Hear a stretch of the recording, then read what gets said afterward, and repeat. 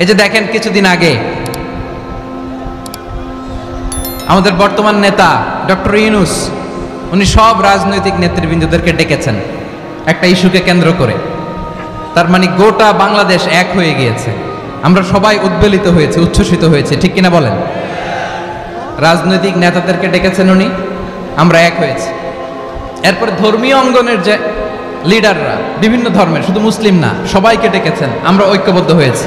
এটাকে বলে national unity, জাতীয় ঐক্য। যে কোনো ধরনের কনস্পাইরেসি, ষড়যন্ত্র, আধিপত্যবাদ মোকাবেলায় জাতীয় ঐক্যের চেয়ে মোক্ষম হাতিয়ার আর নাই।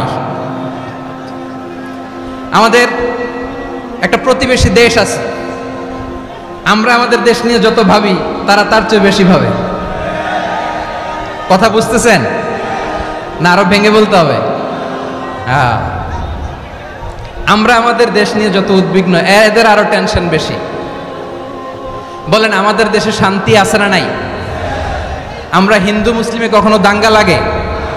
আসতে বলেন কেন লাগে? ওদের পূজা পার্বণে আমাদের মাদ্রাসার ছেলেরা যে পাহারা দেয়, চিল্লায় বলেন ঠিক কিনা? আমাদের তাফসির মাহফিলের সময় ওরা ডিস্টার্ব করেন, ঢোল বাজায় না। ওদের পূজা পার্বণের সময় আমাদের তাফসির মাহফিলের ডেট হলে আমরা চেঞ্জ করে দেই। সুবহানাল্লাহ, কি সাম্প্রদায়িক সম্প্রীতির রোল মডেল। আর ওই বাংলাদেশের ব্যাপারে তারা অনেক ডিসইনফরমেশন ছড়াচ্ছিল।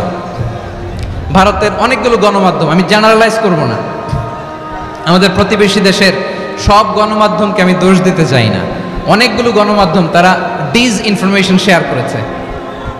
ডিসইনফরমেশন আর মিস ইনফরমেশনের পার্থক্য আছে। মিস ইনফরমেশন না জেনে ভুল বুঝে একটা মিথ্যা বা ভুল তথ্য ছড়িয়ে দেয়া, এটার ক্ষমা আছে, এটার কি আছে? আর ডিসইনফরমেশন মানে ইচ্ছা করে, প্ল্যান করে, ম্যাপ করে, ছক এঁকে মিথ্যা, গুজব, রটনা সোশ্যাল মিডিয়ায় ছড়ানো, এটার ক্ষমা আছে? আওয়াজ করে বলেন ক্ষমা আছে? ভারতের কিছু গণমাধ্যম তাই করেছে, আমরা ব্যথিত হয়েছি, আমাদের হৃদয়ে রক্তক্ষরণ হয়েছে। আমাদের প্রতিবেশী দেশকে বলতে চাই, আমাদের দেশ নিয়ে আপনাদের ভাবার দরকার নাই, নিজের চরকায় তেল দেন, নিজের দেশ নিয়ে ভাবেন। গত মাসের ভয়েস অফ আমেরিকার রিপোর্ট, বাংলাদেশে সংখ্যালঘু জনগোষ্ঠী আগের চেয়ে বেশি নিরাপত্তা পাচ্ছে। Report voice of America, Muslim report নাকি? মুসলিম জরিপ, ভয়েস অফ আমেরিকা। কথা বুঝে নাই বোধহয়। ভয়েস অফ আমেরিকা কি আমাদের রিপোর্ট? না, ভয়েস অফ আমেরিকার জরিপ, বাংলাদেশের সংখ্যালঘু জনগোষ্ঠী আগের চেয়ে ভালো নিরাপত্তা পাচ্ছে। শুধু এখানেই শেষ না, মাইক্রোসফটের একটা জরিপ শোনাই আপনাদেরকে। তারা সারা পৃথিবীতে গুজব, ভুয়া আর মিথ্যা নিউজ ছড়ানোতে কোন দেশ সেরা একটা রিপোর্ট করেছে। এর মধ্যে 1 নম্বরে এসেছে ভারতের নাম।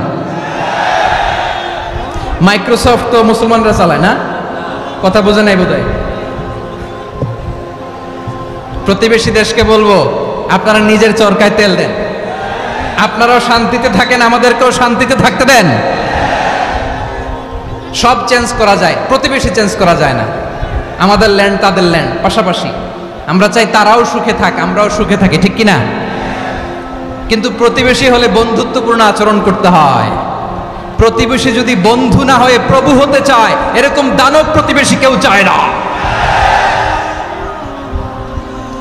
ভারত যদি বন্ধুত্ব উপহার দেয়, আমরাও বন্ধুত্ব দিব, কি বলেন?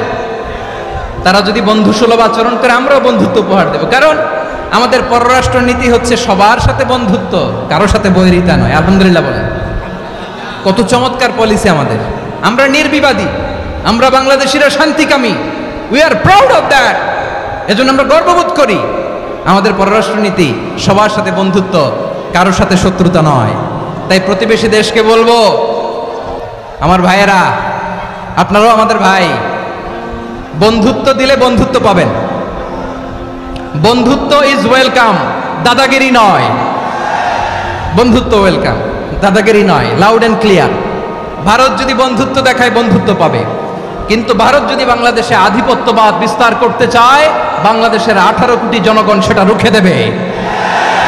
ভারত যদি গৌর গোবিন্দের ভূমিকায় নামতে চায়, দেশের 18 কোটি মুসলমান শাহজালালের ভূমিকায় নামবে।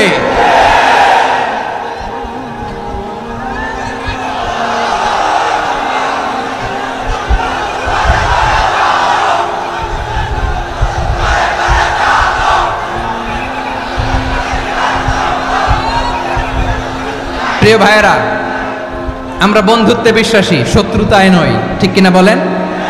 আল্লাহ আমাদেরকে বোঝার তৌফিক দান করুক। তাহলে এই যে তারা বলেছে এদেশে সংখ্যালঘুরা কষ্টে আছে, দুঃখে আছে, এটা কি ঠিক? বলেন, এটা কি ঠিক?